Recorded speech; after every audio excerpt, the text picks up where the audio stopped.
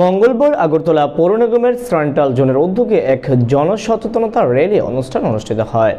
Tripura urban livelihood mission প্রকল্প বাস্তবায়নের লক্ষ্যে আগরতলা পৌর নিগমের সেন্ট্রাল জোনের উদ্যোগে জনসচেতনতা র্যালি অনুষ্ঠিত হয় মঙ্গলবার।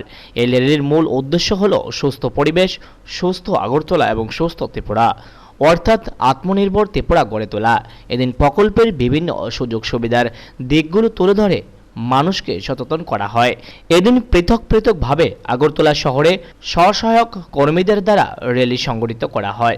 আগরতলা পৌর নিগমের কার্যালয় থেকে সেন্ট্রাল জোনের উদ্যোগে একটি র্যালি শুরু হয়। মেলার মাঠ, বরতলা অফিস লাইন সহ বিভিন্ন পথ পরিক্রমা করা হয়। সেন্ট্রাল জোনের কমিটি অর্গানাইজার সুবোধ কলই বলেন, লক্ষ মহিলাদের সশক্তিকরণ করে আত্মনির্ভর ত্রিপুরা গড়ে তোলা। এদিকে আগরতলা পৌর নিগমের দক্ষিণ জোনের উদ্যোগে বাধারঘাটস্থিত দক্ষিণ জোনাল অফিস থেকেও স্বসহায়ক কর্মীদের দ্বারা একটি র্যালি সংগঠিত করা হয়। এই র্যালি বাধারঘাট, মিলনচক্র, অরুন্ধতিনগর এবং ড্রপগেট এলাকা পরিক্রমা করে। র্যালিতে উপস্থিত ছিলেন আগরতলা পৌর নিগমের দক্ষিণ জোনের সহ কমিশনার শুভ্র গুপ্ত। তিনি জানান, স্বসহায়ক কর্মীরা এই প্রকল্পের মাধ্যমে যেভাবে স্বনির্ভর হয়ে উঠেছে তার বিভিন্ন দিকগুলি তুলে ধরতে এই র্যালি সংগঠিত করা হয়েছে। পাশাপাশি মহিলাদের স্বনির্ভর হতে তিনি এসএসজি গ্রুপে এগিয়ে আসতে আহ্বান জানান। আরবান লাইভলিহুড মিশনের দ্বারা পরিচালিত আমরা আজকে র্যালিটা করছি যে আমাদের আত্মনির্ভর ভারত, যে মহিলাদের কিভাবে আমরা উমেন্স এম্পাওয়ারমেন্ট বা আমরা কিভাবে তাদের স্বসহায়ক দল গঠন করে তাদেরকে আর্থিক সহায়তা করতে পারি, এই বিষয় নিয়ে আমাদের আজকে র্যালি আর সচেতনতা র্যালিটা হবে। আর আমরা র্যালিটা করতেছি সেন্ট্রাল জোনের অফিস থেকে। এটা বটতলাতে গিয়ে, এখান থেকে বটতলায় গিয়ে সেটা, তারপরে অফিস লাইন দিয়ে এখানেই শেষ হবে। আমার নাম Subodh Koloi, community organizer, central zone. Bureau report, খবর ত্রিপুরা। আকাশ ছোঁয়া পেট্রোল এবং ডিজেলের মূল্য সাধারণ জনগণের নাগালের বাইরে গিয়ে ঠেকেছে। মূল্য আকাশ ছোঁয়া পেট্রোল এবং ডিজেলের মূল্য সাধারণ জনগণের নাগালের বাইরে গিয়ে ঠেকেছে। পেট্রোল ও ডিজেলের মূল্য সরকারকে বারবার অনুরোধ করার পরেও এখন অবধি কোনো ধরনের প্রতিক্রিয়া পাওয়া যায়নি। কবে পেট্রোল ও ডিজেলের দাম কমবে তা এখনও অনিশ্চিত। মঙ্গলবার আগরতলায় পেট্রোল বিক্রি হয় 91 টাকা 13 পয়সা প্রতি লিটার, ডিজেলের দাম 84 টাকা 78 পয়সা। সোমবার থেকে মঙ্গলবার পেট্রোলের দাম বেড়েছে লিটার পিছু 35 পয়সা। অন্যদিকে ডিজেলের দাম বেড়েছে লিটার পিছু 36 পয়সা। এই মাসে এখন পর্যন্ত 1 টাকা মূল্যবৃদ্ধি ঘটেছে। আজকে রেট হলো 91 টাকা 13 পয়সা, ডিজেল আছে 84 টাকা 78 পয়সা। কালকার থেকে পেট্রোলে 35 টাকা বাড়ছে আর ডিজেলে বাড়ছে 36 পয়সা। সেন্ট্রাল বাড়ায় তো, এটা আমাদের উপরে তো কোনো নির্ভর করে না, বাড়ানোর কমানটা আমাদের। এই মাসে কত বাড়ছে? এই মাসে প্রায় 1 টাকার মতো বেড়ে গেছে। ব্যুরো রিপোর্ট, খবর ত্রিপুরা। নেশা বিরোধী অভিযানে চালিয়ে বড়সড় সাফল্য পেল তেলিয়ামুড়া মহকুমা পুলিশ আধিকারিক সহ মুঙ্গিয়াকামী থানার পুলিশ। আবারও নেশা বিরোধী অভিযান চালিয়ে ফের বড়সড় সাফল্য পেল তেলিয়ামুড়া মহকুমা পুলিশ আধিকারিক সহ মুঙ্গিয়াকামী থানার পুলিশ সোমবার গভীর রাতে। ঘটনার বিবরণে জানা যায়, তেলিয়ামুড়া মহকুমা পুলিশ আধিকারিক সোনাচরণ জমাতিয়া গোপন সংবাদে জানতে পারে যে বহির্রাজ্য থেকে একটি লরি দিয়ে ফ্যান্সিডিল নামক নেশা সামগ্রী আসছে। এই খবরের ভিত্তিতে মহকুমা পুলিশ আধিকারিক সোনাচরণ জমাতিয়া এবং মুঙ্গিয়াকামী থানার ওসি ধ্রুবজয় রিয়াং পুলিশ নিয়ে মুঙ্গিয়াকামী বাজার থেকে GK21A1275 নাম্বারের একটি লরিকে আটক করে মুঙ্গিয়াকামী থানায় নিয়ে যায়। পরে পুলিশ গাড়িটিতে তল্লাশি চালিয়ে 5300 বোতল ফ্যান্সিডিল উদ্ধার করে, যার বাজার মূল্য প্রায় 18 লাখ টাকা হবে বলে জানা যায়। তেলিয়ামুড়া মহকুমা পুলিশ আধিকারিক সোনাচরণ জমাতিয়া লরির চালক সহ ও সহচালককে গ্রেফতার করে। ধৃতরা হল মোহাম্মদ কমি এবং জরবিদকর আহমেদ। পুলিশ জানায়, ধৃতদের বাড়ি বহির্রাজ্যের জম্মু কাশ্মীর এলাকায়। পুলিশ এও জানায়, লরিটি কলকাতার লোকনাথ ট্রান্সপোর্ট থেকে নেশা সামগ্রী নিয়ে ত্রিপুরা রাজ্যের আগরতলা যাওয়ার জন্য আসছিল। আর মুঙ্গিয়াকামী বাজারে লরিটি এসে পুলিশের জালে আটকে গেল। পুলিশ এবার ধৃত দুই যুবকের বিরুদ্ধে মামলা নিল। এদিকে তেলিয়ামুড়া মহকুমা পুলিশ আধিকারিক হিসেবে দায়িত্ব নেওয়ার পর নেশা বিরোধী অভিযান চালিয়ে বড় ধরনের সাফল্য পেল সোনাচরণ জমাতিয়া। মুঙ্গিয়াকামী পিএসের আন্ডারে আমাদের কাছে একটা খবর মানে গোপন খবর ছিল যে একটা গাড়ি ট্রাক গাড়ি যার নাম্বার হচ্ছে JK 21A 1275 ট্রাক গাড়ি, এই গাড়ি করে কিছু কন্ট্রাব্যান্ড আইটেম নিয়ে আসে। যথারীতি আমরা থানার ওসি দ্রব্যজয়দিয়ান এবং থানার SI রঞ্জিত দাস এবং আরও থানা স্টাফ মিলে আমরা গাড়িকে ডিটেইন করি। ডিটেইন করার পরে আমরা এই গাড়ি সার্চ করি। সার্চ করার পরে সেখানে টোটাল 5300 বোতল ফেন্সিডিল পাওয়া গেছে। যথারীতি আমরা ড্রাইভার এবং সহকারী ড্রাইভারকে অ্যারেস্ট করি। ড্রাইভারের নাম হচ্ছে মোহাম্মদ কবির, বয়স 30, আরেকজন হচ্ছে জুলফিকার আহমেদ, বয়স হচ্ছে 22। দুজনের বাড়ি জম্মু কাশ্মীর। যে মালগুলো ধরে স্যার বাজার মূল্য কত? যে মালগুলি ধরা পড়ছে তার টোটাল বাজার মূল্য আনুমানিক 10 লাখ টাকা। এটা কি বডি প্রিন্টের উপরে নাকি খোলা বাজার? বডি প্রিন্টের উপরে ভিত্তি করে যার বাজার মূল্য প্রায় 10 লাখ টাকা। ব্যুরো রিপোর্ট, খবর ত্রিপুরা। চৌরাইলামে 30 জন মহিলাকে নিয়ে শুরু হলো design and production development workshop. মঙ্গলবার চরিলাম আর ডিভিশনের দ্বিতল ভবনে ভারতের প্রধানমন্ত্রীর লোকাল ফর ভোকাল স্লোগানকে বাস্তবায়িত করার লক্ষ্যে গ্রামীণ এলাকার মহিলাদেরকে নিয়ে 30 দিনের প্রশিক্ষণ design and technology development workshop in bamboo waving craft Bharat সরকারের আর্থিক সহযোগিতায় চরিলাম মাতঙ্গিনী মহিলা হস্তকারুশিল্প সমন্বয় সমিতির চরিলাম এর এলাকার 30 জন মহিলাকে নিয়ে 1 মাস ব্যাপী প্রশিক্ষণ শিবিরে শুরু হয়। শিবিরের প্রদীপ জ্বালিয়ে শুভ সূচনা করেন চরিলাম মাতঙ্গিনী হস্তশিল্প সমন্বয় সমিতির সভানেত্রী স্বপ্না দাস। এছাড়া উপস্থিত ছিলেন মাতঙ্গিনী মহিলা হস্তকারুশিল্প সমন্বয় সমিতির ম্যানেজিং ডিরেক্টর প্রদীপ রায়। প্রশিক্ষণ শিবিরে ডিজাইনাররা অমিত বর্মা, মাস্টার ট্রেনার বেবি সরকার সহ মাতঙ্গিনী মহিলা হস্তকারু শিল্প সমন্বয় সমিতির অন্যান্য সদস্যরা উপস্থিত ছিলেন।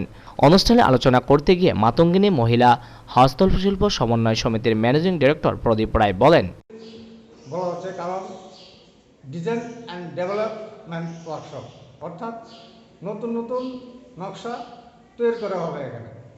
তো সেই উদ্দেশ্যে ভারত সরকার এটা আর্থিক সহায়তায় এবং আমাদের দপ্তর director of hand handicraft and সেরিকালচারের উদ্যোক্তা এবং মাতঙ্গিনী মহিলা হস্তকার শিল্প সমবায় সমিতির ব্যবস্থাপনায় 30 জন আমাদের শিল্পী নিয়ে এই নকশা সম্প্রসারণী প্রশিক্ষণটি শুরু করতে চলেছি। তো এখানে আমি শর্টকাট বলবো, যারা আপনারা এখানে শিখতে আসছেন তারা যেন মনোযোগ সহকারে জিনিসগুলি, এই আমাদের ডিজাইনার অমিত বর্মা, এই আমাদের মাস্টার বেবি সরকার, ওনারা বাইরের থেকে আসছে। ওনারা তো লোকাল, ওনারা কিন্তু অনেক দূর দিগন্ত থেকে লক্ষ্ণৌ। ঠিক আছে, ওনারা যেহেতু আসছে এখানে, ওনারা ডিজাইন দেবে, নকশা তৈরি করতে দেবে, এগুলি যেন শিখে মনোযোগ সহকারে শিখতে হবে। কারণ এখানে সিলেকশন করাই হয়েছে যারা অভিজ্ঞ শিল্পীরা, তাদেরকে সিলেকশন করা হয়েছে। ব্যুরো রিপোর্ট, খবর ত্রিপুরা। মঙ্গলবার BSU মেধা অন্বেষার পুরস্কার বিতরণী অনুষ্ঠান অনুষ্ঠিত হয়। BSU মেধা অন্বেষার পুরস্কার বিতরণী অনুষ্ঠান অনুষ্ঠিত হয় মঙ্গলবার বাণী বিদ্যাপীঠ স্কুলে। এই অনুষ্ঠানে উপস্থিত ছিলেন TRTCর চেয়ারম্যান দীপক মজুমদার, ত্রিপুরা চা উন্নয়ন নিগমের চেয়ারম্যান সন্তোষ সাহা সহ অন্যান্যরা। করোনার আবহে শিক্ষা প্রতিষ্ঠানগুলি বন্ধ রাখা হয়। সেই সময় বইয়ের সঙ্গে ছাত্রছাত্রীদের যোগাযোগ কম ছিল। তখন মেধা অন্বেষার মাধ্যমে অনলাইনে অঙ্কন প্রতিযোগিতার আয়োজন করা হয়। নার্সারি থেকে দ্বাদশ শ্রেণীর ছাত্রছাত্রীরা এই প্রতিযোগিতায় অংশগ্রহণ করে। তাদের মধ্যে বিজয়ীদের পুরস্কৃত করা হয় এদিন। এই দিনের অনুষ্ঠানে আলোচনা করতে গিয়ে ত্রিপুরা সড়ক উন্নয়ন নিগমের চেয়ারম্যান বলেন, মেধা অন্বেষার পড়াশোনার ক্ষেত্রে তাদের বিশেষ অবদান রেখে গেছে। দুস্থ ছাত্রছাত্রীদের পাশে এসে দাঁড়িয়েছে। এই কাজ তারা আগামী দিনেও চালিয়ে যাবে বলে আশা ব্যক্ত করেন তিনি। BSU উদ্যোগে, ত্রিপুরা মেধা অন্বেষার উদ্যোগে আজকে এক পুরস্কার বিতরণ অনুষ্ঠান হচ্ছে এখানে। মূলত দীর্ঘ অতিমারি করোনার জন্য যখন পঠন পাঠন বন্ধ ছিল লকডাউনের কারণে, পুঁথিপত্রের সঙ্গে যোগাযোগ ছিল না ছাত্রছাত্রীদের, সেক্ষেত্রে মেধা অন্বেষা অনলাইনের মাধ্যমে অঙ্কন প্রতিযোগিতা আয়োজন করেছে। সেই প্রতিযোগিতায় প্রথম নার্সারি থেকে দ্বাদশ শ্রেণীর ছাত্রছাত্রীরা অংশগ্রহণ করেছে। 5টা বিভাগে পুরস্কার পুরস্কৃত করা হচ্ছে আজকে। সেই উদ্দেশ্যে মেধা অন্বেষা জানেন শিক্ষা প্রসারে এবং দুস্থ ছাত্রছাত্রীদের নোট বইয়ের মাধ্যমে তাদেরকে সহায়তা করার ক্ষেত্রে পরীক্ষার সময় মেধানুসার একটা অগ্রগণী নাম। এবং এবার দেখা গেছে তারা সামাজিক দায়িত্ব পালন করেছেন। লকডাউনের ক্ষেত্রে তারা অনেক সামগ্রী গরিব অংশের মানুষ, বিপন্ন অসহায় মানুষের পাশে তারা দাঁড়িয়েছে এবং আগামী দিনে মেধানুসা এবং বিএসও এই কাজটা করবে সারা রাজ্যে। আমার বিশ্বাস আশা রাখি তাদের এই সামাজিক কাজ এবং শিক্ষা প্রসারের ক্ষেত্রে তাদের যে ভূমিকা এটা প্রশংসাযোগ্য এবং সাধুবাদ জানাই। ব্যুরো রিপোর্ট, খবর ত্রিপুরা। খোয়াই জেলার মাইগঙ্গা উপস্বাস্থ্য কেন্দ্র নিয়ে এবার অভিযোগ তুললেন শাসক দলের কার্যকর্তা সহ গ্রামের একাংশ বুদ্ধিসম্পন্ন জনগণ। রাজ্যের খোয়াই জেলার তেলিয়ামুড়া আলডি ব্লকের মাইগঙ্গা গ্রাম পঞ্চায়েতের অধীন মাইগঙ্গা উপস্বাস্থ্য কেন্দ্র নিয়ে এবার অভিযোগ তুললেন শাসক দলের কার্যকর্তা সহ গ্রামের একাংশ শুভবুদ্ধি সম্পন্ন জনগণ। অভিযোগ হলো ঠিকমতো পরিষেবা পাচ্ছে না এই উপস্বাস্থ্য কেন্দ্র থেকে। এমনও অভিযোগ তোলেন যে গ্রামের একাংশ জনগণ যখন এই স্বাস্থ্যকেন্দ্রে কোনো রোগের ওষুধ নিতে বা পরামর্শ নিতে আসেন, তখন এসে তারা দেখতে পান যে মাইগঙ্গা উপস্বাস্থ্য কেন্দ্রের দায়িত্বে থাকা সেই গুণধর এমপিডব্লিউ অনিতা বিশ্বাস সঠিক সময় এ স্বাস্থ্যকেন্দ্রে খোলো না। সরকারের নিয়ম অনুসারে যখন 10টা থেকে 11টার মধ্যে খোলার কথা থাকলেও সোমবার এর ব্যতিক্রম চিত্র পরিলক্ষিত হয় এই উপস্বাস্থ্য কেন্দ্রে। 11:15 বাজতে চলছিল, তখনও সেই স্বাস্থ্যকেন্দ্রের দরজায় ছিল তালা। ঠিক কী কারণে উপস্বাস্থ্য কেন্দ্র থাকা সত্ত্বেও সঠিক সময় তা খোলা হচ্ছে না কিংবা পরিষেবা পাচ্ছে না সেই গ্রামের মানুষ। দীর্ঘদিন ধরে এই পরিস্থিতি নিয়ে যখন চলছিল, তখন শাসক দলেরই তথা মাইগঙ্গা গ্রাম পঞ্চায়েতের সদস্য নকুল সরকার সহ খোয়াই জেলার এসসি মোর্চার সাধারণ সম্পাদক শ্রী নিত্যব্রত সরকার ঘটনাস্থলে গিয়ে ঘটনার সত্যতা খুঁজে পান। সেই সম্পর্কে বলতে গিয়ে এমপিডব্লিউ অনিতা বিশ্বাস এর দায়িত্বহীন কর্মকাণ্ড সহ সঠিক সময়ে উপস্বাস্থ্য কেন্দ্র না খোলার বিষয়ে ক্ষোভ উগরে দেন। কি আপনার অভিযোগ এটা সম্বন্ধে? আমাদের মাইগঙ্গা গ্রাম পঞ্চায়েতের অধীন 3 নম্বর ওয়ার্ডের মধ্যে প্রাথমিক উপস্বাস্থ্যকেন্দ্র রয়েছে। আমাদের এই অঞ্চলের যারা নাগরিক প্রায়শই দেখা যাচ্ছে যে এই স্বাস্থ্যকেন্দ্রের মধ্যে তাদের প্রয়োজনে যখন ওষুধ নিতে আসেন, আমাদের মাননীয় মাল্টিপারপাস ওয়ার্কারের পরামর্শ নিতে আসেন, দেখা যাচ্ছে যে নির্দিষ্ট একটা সময়ের মধ্যে এই প্রাথমিক স্বাস্থ্যকেন্দ্রটা খোলার কথা। কিন্তু দুর্ভাগ্যের বিষয় হচ্ছে এই প্রাথমিক স্বাস্থ্যকেন্দ্রটা নানান কারণে সঠিক সময়ে সেটার দরজা বন্ধ থাকে। আমাদের এই অঞ্চলের মানুষের যে অভিযোগ, তাদের দাবি এই অঞ্চলের মানুষ তার এই পরিষেবা থেকে অনেকটাই বঞ্চিত হচ্ছেন। মূলত কোন বিষয়ের উপর আপনাদের অভিযোগ? মূলত সঠিক সময়ে সেটা খোলা হচ্ছে না, প্রায়শই বন্ধ থাকে। কী অজ্ঞাত কারণে সেটা বন্ধ, এই অঞ্চলের মানুষ তারা জানতে চায়। আজকেও ঘড়ির কাঁটা প্রায় 11:15 এই মুহূর্তে আমাদের সঙ্গে দুজন রয়েছেন, আমাদের মাননীয় পঞ্চায়েত সমিতির সদস্য নকুল সরকার এবং এই অঞ্চলের সজ্জন নাগরিক গোপাল ঘোষ মহোদয়। গোপাল ঘোষ মহোদয় এসছেন ডায়রিয়ার ঔষধ নিতে। স্বাভাবিক কারণে আমাদের এই প্রশ্নটা আমাদের মাননীয় মুখ্যমন্ত্রীর কাছে আমরা করছি যে এই মুহূর্তে সরকার চাইছে স্বাস্থ্য ব্যবস্থাকে ঢেলে সাজানো, সব মানুষ যাতে এই পরিষেবাটা গ্রহণ করে। সরকারের মহৎ উদ্দেশ্য রয়েছে। এক শ্রেণীর কর্মচারী এই সরকারকে মেলাইন করার জন্যে আমার মনে হয় সরকারকে কালিমালিপ্ত করছেন। তাদের বিরুদ্ধে দ্রুত সরকার একটা ব্যবস্থা গ্রহণ করুক, আমরা চাই।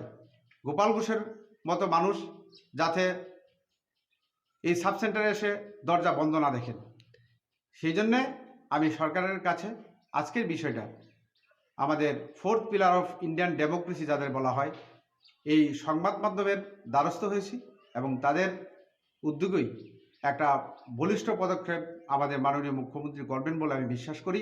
এই জায়গার নাম মাইগঙ্গা ওয়ার্ড নম্বর 3, তার অধীন যে সাব সেন্টার রয়েছে। যিনি স্বাস্থ্যকর্মী দায়িত্বে আছেন, ওনার কি নাম কিছু জানা আছে? এই মুহূর্তে আমার ওনার নামটা মনে নেই। আমাদের অভিযোগ থাকবে কেন সাব সেন্টারটা নিয়মিত খোলা হয় না। তারা কি সঠিক সময় খোলা না নাকি? মানুষের যে অভিযোগ, প্রায়শই এই সাব সেন্টারটা বন্ধ থাকে। আমাদের এই গ্রাম পঞ্চায়েতের মাননীয় পঞ্চায়েত সমিতির সদস্য রয়েছে, ওনারও একই অভিযোগ, কেন আমাদের এই অঞ্চলের নাগরিকরা স্বাস্থ্য পরিষেবা থেকে বঞ্চিত হবে। উনি আপনার বলেছেন যে আপনার নাম এবং ডেজিগনেশন? আমি শ্রী নিত্যব্রত সরকার, খোয়াই এসসি মোর্চার সাধারণ সম্পাদক। ব্যুরো রিপোর্ট, খবর ত্রিপুরা। কল্যাণ দপ্তর গোমতী জেলার উদ্যোগে রাজ্য সরকার কর্তৃক অনুমোদিত বিভিন্ন উন্নয়নমূলক প্রকল্প বিষয়ক এক দিবসীয় জনসচেতনতামূলক শিবির অনুষ্ঠান অনুষ্ঠিত হয়। কৃষি ও কৃষক কল্যাণ দপ্তর গোমতী জেলার উদ্যোগে গোমতী জেলা পরিষদের কনফারেন্স হলে মঙ্গলবার অনুষ্ঠিত হয় আধুনিক কৃষি প্রযুক্তি ও কৃষি যন্ত্রপাতি 2022 সালের মধ্যে কৃষকদের আয় দ্বিগুণ করার লক্ষ্যে রাজ্য সরকার কর্তৃক অনুমোদিত বিভিন্ন উন্নয়নমূলক প্রকল্প বিষয়ক এক দিবসীয় সচেতনতামূলক শিবির। এই শিবিরে উপস্থিত ছিলেন গোমতী জেলা সভাধিপতি স্বপন অধিকারী, সহকারী সভাধিপতি দেবল দেবরায়, কাকরাবন পঞ্চায়েত সমিতির চেয়ারপারসন সুপ্রিয়া সাহা, কৃষি দপ্তরের গোমতী জেলার উপ অধিকর্তা প্রিয়ব্রত বৈদ্য, উদ্যান দপ্তরের গোমতী জেলা উপ অধিকর্তা দীপঙ্কর দেবসহ কৃষি দপ্তরের কৃষি তত্ত্বাবধায়কগণ সহ প্রমুখ আধিকারিকগণ। এদিন এই শিবিরে গোমতী জেলার 100 জন সফল চাষি উপস্থিত ছিলেন। গোমতী জেলার কৃষি দপ্তরের উদ্যোগে এক দিবসীয় যে কর্মশালা,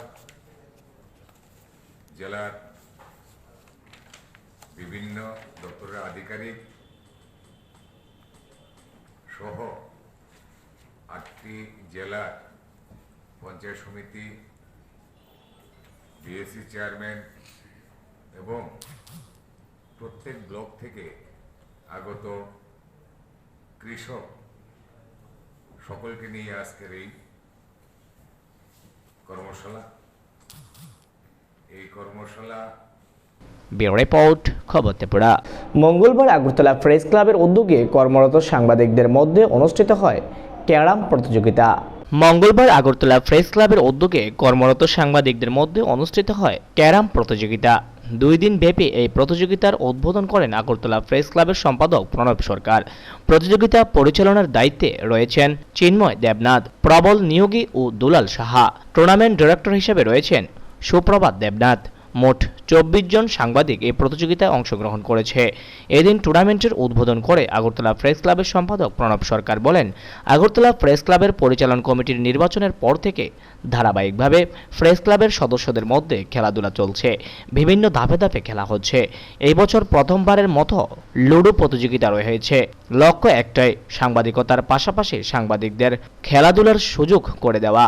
এইবার স্পোর্টস সাব কমিটি এই কাজগুলি দক্ষতার সাথে চালিয়ে যাচ্ছে বলেও জানান তিনি। 2 সাধারণ সম্পাদক রমাকান্ত দেবু রয়েছেন। অফিস টুর্নামেন্টে যারা জয়ী হয়েছেন, যারা আছে ক্লাব চালাবেন,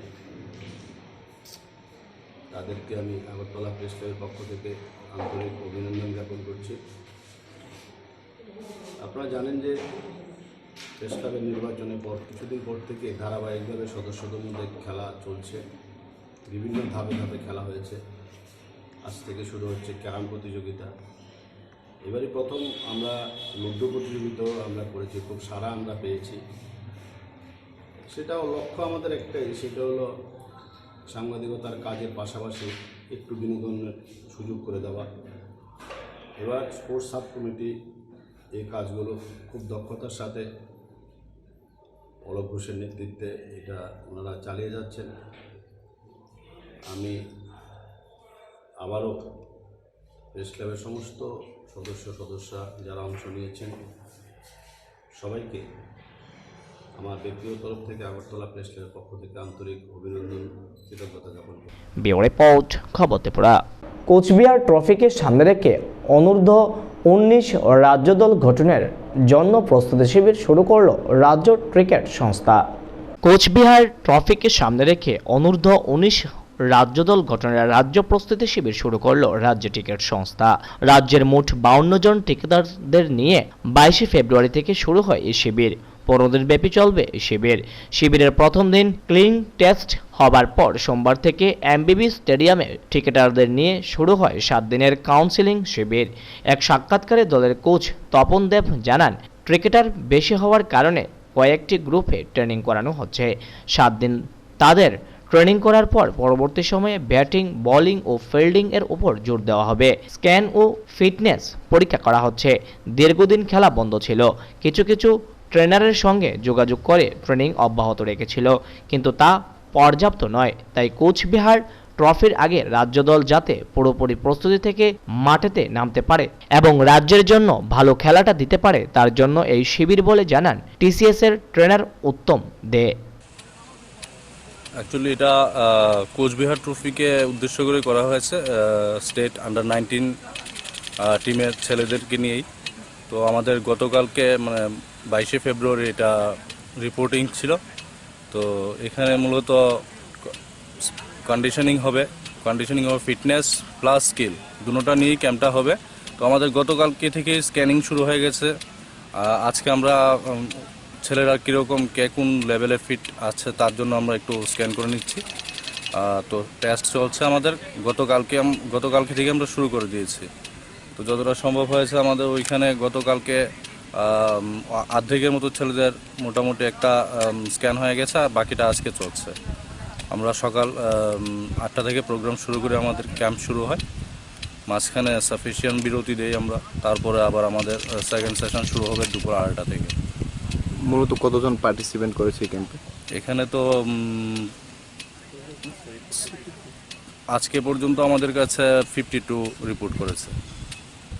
তাদের এই কন্ডিশন গেমে কি কি শেখানো হবে এবং কি কি কোন জিনিসটাকে সবচেয়ে বেশি গুরুত্ব দেওয়া হবে? স্ট্রেংথ দেখা হবে, এজিলিটি, তারপর এন্ডুরেন্স, এসবের উপর। এবার ফিটনেস লেভেলটা কোনটার উপরে আছে। অ্যাকচুয়ালি আমরা তো যেহেতু একটা কোভিড-19 হোল ওয়ার্ল্ড চলছে, তার জন্য দীর্ঘ প্রায় 9-10 মাস হয়ে গেল ছেলেরা অনেকেই হয়তো বা মাঠের সঙ্গে জড়িত নেই। কিছু কিছু ছেলেরা আছে যারা টিসিএর যারা ট্রেনার আছে ওদের সঙ্গে যোগাযোগ রেখে ওরা প্রোগ্রাম করেছে, যদিও ওদের জন্য সাফিসিয়েন্ট না, যেহেতু আন্ডার 19 বয়স ওরা।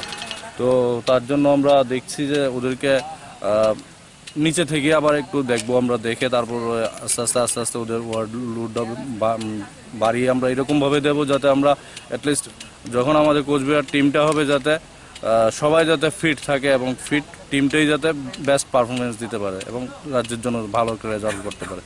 আপনার নাম আর আমার নাম উত্তম দে, আমি ত্রিপুরা ক্রিকেট অ্যাসোসিয়েশনের ট্রেনার। Thank you. ব্যুরো রিপোর্ট, খবর ত্রিপুরা।